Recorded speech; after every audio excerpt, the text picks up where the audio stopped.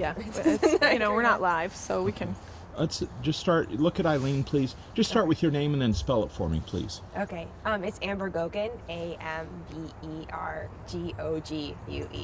Okay. Where are you from, Amber? Originally from Holden, Massachusetts. Oh, how did you end up here?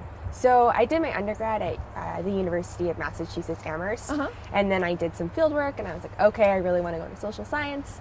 So I started looking at different social science programs, and Sean and the program at MSU is one of the best in the country. So, I mean, it's a huge department for fisheries and wildlife just in general. Right. So, yeah. Right. So, you want me to keep going? Yep. Okay. So tell me about your research and what your, tell me about what degrees you're getting and then about your research. Okay. So, yeah, here at MSU, I am a MS PhD student. So most of the time in your department, you get a master's degree first, then a PhD. But I didn't have a master's when I got in as a PhD student, so we're kind of doing both, which is exciting. It's nice. And then, so my research focuses on, I'm trying to figure out the best way to say this. I'm sorry. That's all right. That's okay. So I'm looking at how the consumption of natural resources couples human and natural systems. And in particular, I'm focusing on game meat consumption or wild harvested meat consumption. And what are the ecosystem services that provides to society? And then what are the benefits from those ecosystem services? And we're kind of really interested in the relevancy of hunting to society in particular, and attitudes towards hunting as the climate changes, as there's more urbanization, there's fewer hunters, hunter numbers are declining. So we're interested in, well, how do we maintain the relevancy of this traditional activity that's important to some, but not all. Okay. Yeah. How important is it to have a mentor like Dr. Riley? Yeah, so Sean is awesome as a mentor, and he's not only, an expert in his field and really knows what he's doing in terms of social science research, and has a great background in in ecology and in wildlife conservation in general, but he is really devoted to his students. So it's not just for my research. He's fantastic for my research. He's really let me take in my own lead. He gave me a question, and I kind of get to figure out how to answer it and put my own spin on it. But he's also just a great advisor. He is invested in me becoming a professor, so he's helping me get teaching experience. He's helping me, build my resume. He's letting me work on grants. We apply for lots of fellowships and scholarships together. And so it's more of like a group effort towards putting me on this trajectory towards becoming a professor, which is my goal right now. Right. But it's just nice to have that. And he's also really good at networking, making connections. So he's very well connected to the Michigan Department of Natural Resources and to colleagues in Sweden. And so he's really helped me forge those connections as well. And that's a really important part of doing research that's applicable. It actually will have some sort of application to the real world. Okay, which great. Is nice. So tell me about the connection with Sweden in your research. Yeah, so originally this project started in Sweden.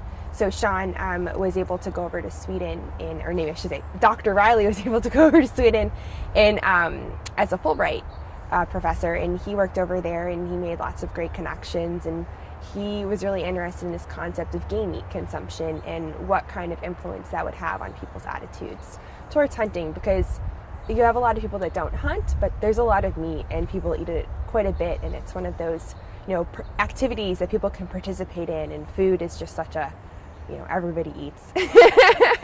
So it's a really common factor that threads all through society, and so he's really interested in, well, here's this great protein source, and how does that get used in society? What's sharing is happening.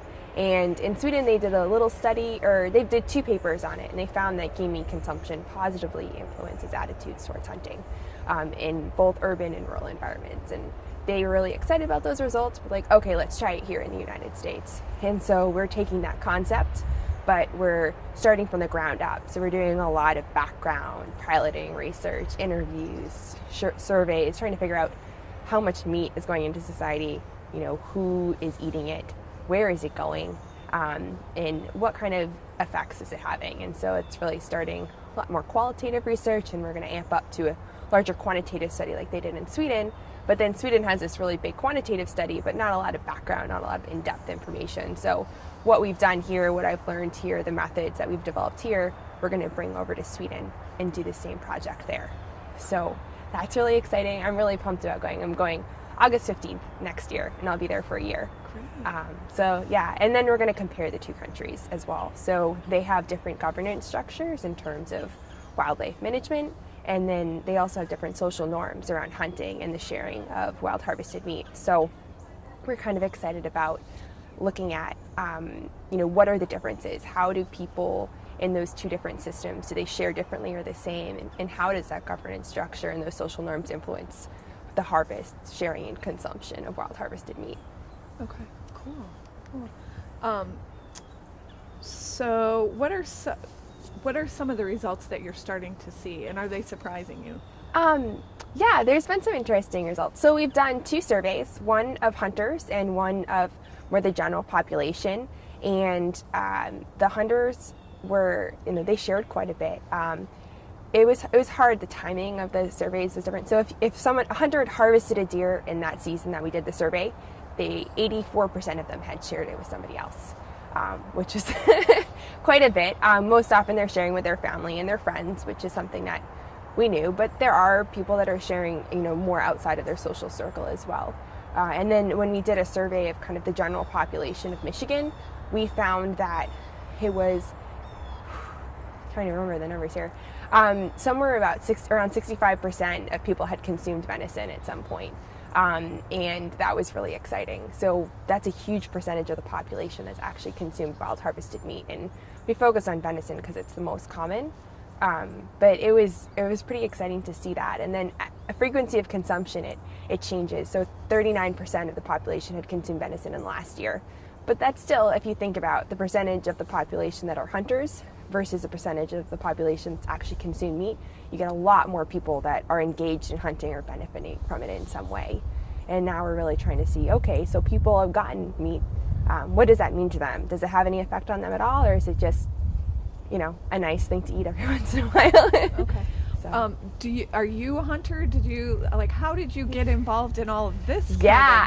Social science has a lot of places to go. So how come hunting and? Yeah. So it's sort of a long-winded story, like most of, but so I started off in a degree in wildlife and fisheries conservation at UMass Amherst.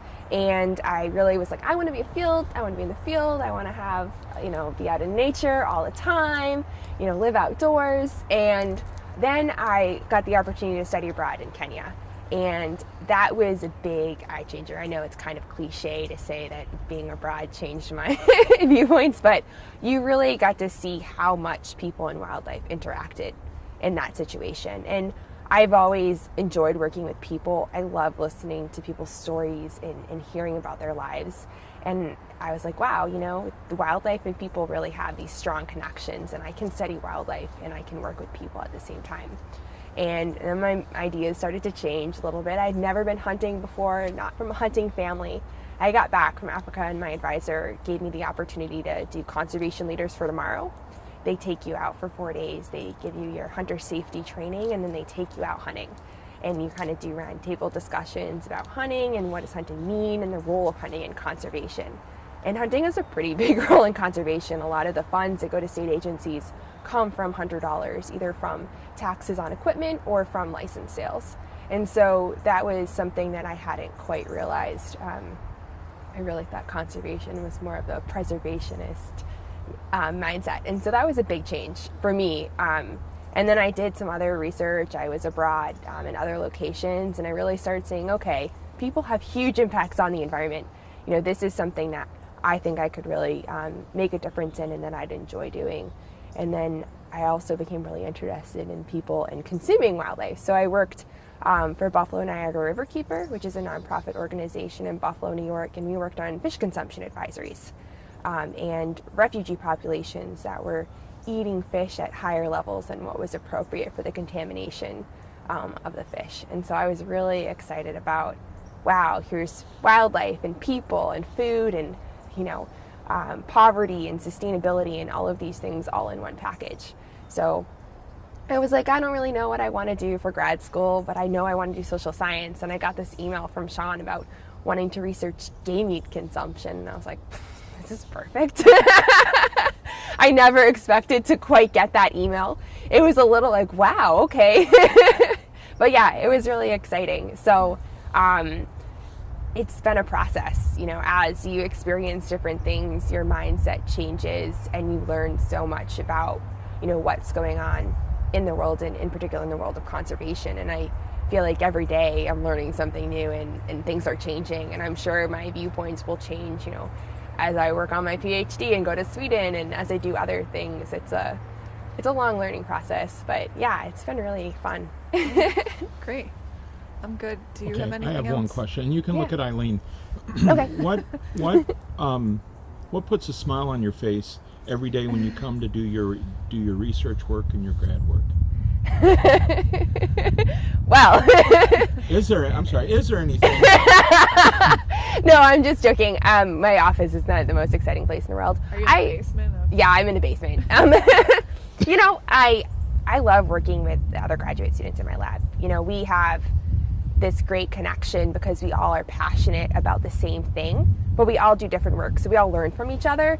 But it's that sense of community that department creates. And I mean, of course, I love what I'm doing because I chose to do this. I know, and when I'm interviewing hunters, I love it. I could listen to them for like 3 hours talking about all their stories and all these things that have happened. But when I'm in the lab just every day, it's the people, you know, in that department and that shared interest and desire to really make a difference in the world. However naive that sounds, you know, we still all have that excitement, and we still just love nature, and we love like being outside, and we love working with it. So it's fun, you know?